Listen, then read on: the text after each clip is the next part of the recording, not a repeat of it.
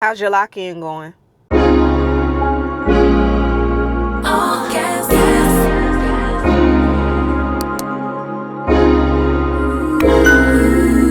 Welcome to week 5 of the Great Lock-In, y'all. We made it. It is the first week of October.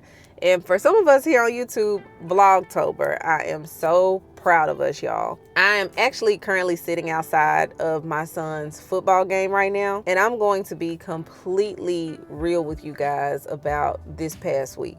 Because the Great Lock-In isn't about just showing you guys the highlight reel. It's about showing you all what commitment looks like when everything is telling you to quit. Last week tested me in ways that I was not prepared for.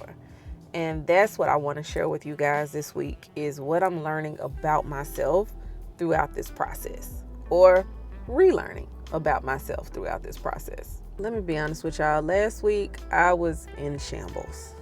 My menstrual cycle hit me hard. I felt lost, unmotivated, and honestly, I was questioning, what am I doing all of this for? I had so much on my plate, y'all, I could not see the purpose of this clearly. Everything felt heavy, and it just all felt like it was too much. It was just too much going on. But here's what I did anyway. I posted a video every single day on this channel. 7 days, 7 videos. Even when I didn't feel like it, even when I questioned it. Because I decided that my commitment was way more important than what I was feeling. I also knew how you start is how you finish. So how I started the month of October was going to determine how I finished October. If I decided that I was not going to go all in and that I was going to give myself excuses and a way out at the beginning of the month, I wasn't even going to make it to the end. So I batch created most of my videos last week on Tuesday when I actually was feeling the absolute worst. I put my phone on Do Not Disturb. I let the people know that I typically talk to on a regular basis. Hey, I'm not available today. I have some things to do.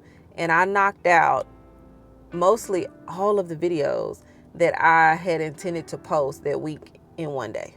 Not to mention, I also managed to create additional videos just to create me a buffer for the days that certain videos I had mapped out may have taken more time or more intention or more editing time. I was still going to be able to show up and post. The daily vlog y'all watched yesterday, that. I also landed my first social media paid client last week. I was hired to create 4 reels for them of vertical content that they could use evergreen, as well as shooting a local event that they were participating in. Although I did do an amazing job, I also realized I didn't really love it because I prefer to be in front of the camera. I always have. I love documenting my own life over anyone else's. And I'm recognizing that just because I do have many talents and that I can do the work, ultimately my goal is to be my own personal brand. So now I'm in that phase of deciding, am I doing things solely for money and for survival, or do I have other options available to me? And I'll be honest with y'all, I will do whatever I have to do in this season, mainly to make sure that my kids are straight, but I'm clear about where I'm headed. And that type of clarity, it comes from doing the work and collecting the data. And so I look at everything that I'm doing week to week within this challenge and just within life in general as collecting data. I'm learning, do I like this? Do I like that? Do I want to try this? Do I not want to do that? And I'm learning to weed out the things that are merely distractions. I'm not going to say that I'm not going to do it again or that I wouldn't take on extra clients, because I'm fully aware that that just may be provision in this season. But I also know that's not my ultimate goal. And so when it comes to me prioritizing what my goals are, I'm going to make sure that I'm prioritizing what matters most first before I say yes to everything else. When I felt low last week, I kept asking myself, how bad do you want it? That is something that has kept me grounded throughout this season, is whenever I feel like I just cannot get out the bed today, I remind myself, how bad do you want it? And typically that's enough to get me out the bed. If not, though, I do have an accountability partner in Jasmine, And when I'm trying to excuse myself out of work, she is quick to say, no, we have to get this done. And because I hold myself accountable to her, I go ahead and show up and do the work anyway. Because y'all, I am in a season of completely rebuilding my life. Y'all, it is so hard to rebuild your life when you have seen the mountaintop before, and now you're back at the bottom of the mountain, looking up, preparing to climb again. But the good news is there's literally nowhere to go but up. I want to share with you guys what the daily content has taught me. My niche-based videos are performing very well over my regular vlog content, which makes sense. But I am being very intentional about what I produce because it needs to align with my overall goal, which is being Felicia. I want to make sure that people aren't just looking for me for one thing because I don't want to get boxed in. I am learning what works on the platform for sure, but I'm also determined to stay true to who I am and what I'm building. I will say the comments keep me motivated. I am genuinely enjoying engaging and interacting with every person that decides to leave one. Now, last week, I took a break from Substack. It was the 5th week of the month. I also was, of course, dealing with Mother Nature, and I decided to just give myself the grace that I needed to make it through the week.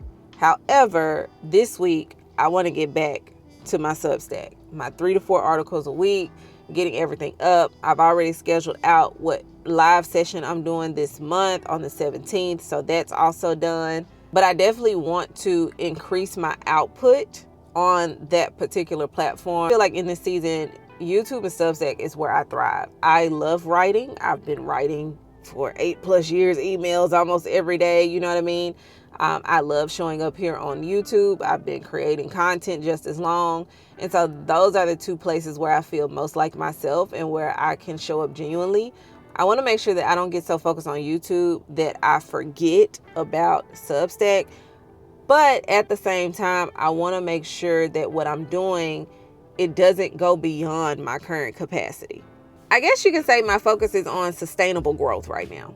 If I could share with you guys a lesson from last week, it would simply be to quit going. Because even when you quit, you're not failing. You're honestly just collecting data. I realized last week that fear was a made-up concept. Everything that I was afraid of happening has happened. And yet I'm still here. I'm still alive. I still have joy. I still have peace. I still have faith. I still believe.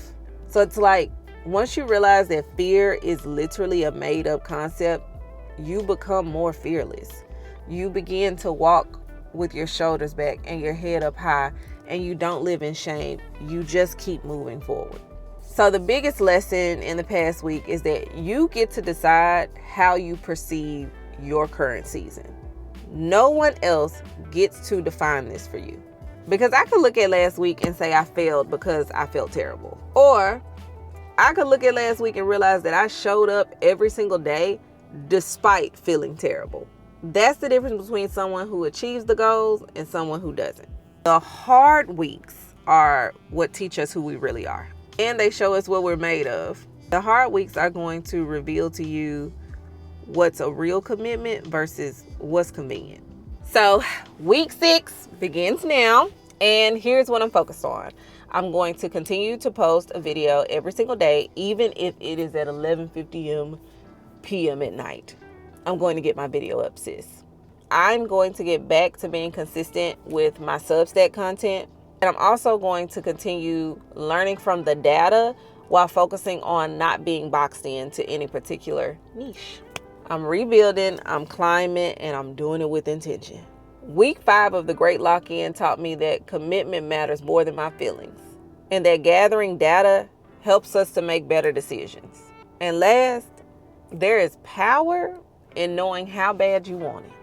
So as always, your turn. Drop down, leave me a comment. Tell me what kept you going this week when you wanted to quit.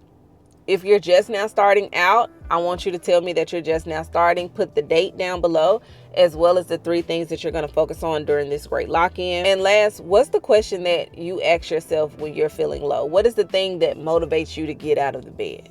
If you don't have one, steal mine. How bad do you want it? Y'all, I'm going to keep it 1,000 with you. I am no longer here to be relatable. I'm here to be aspirational. I'm here to inspire, to motivate, to empower, to encourage. And if you want to see what building and rebuilding a brand looks like from the ground up, hit the subscribe button, leave a comment, and stay locked in. All right, y'all. I got to head to my son's football game, but week 6 starts now. Let's go. Bye.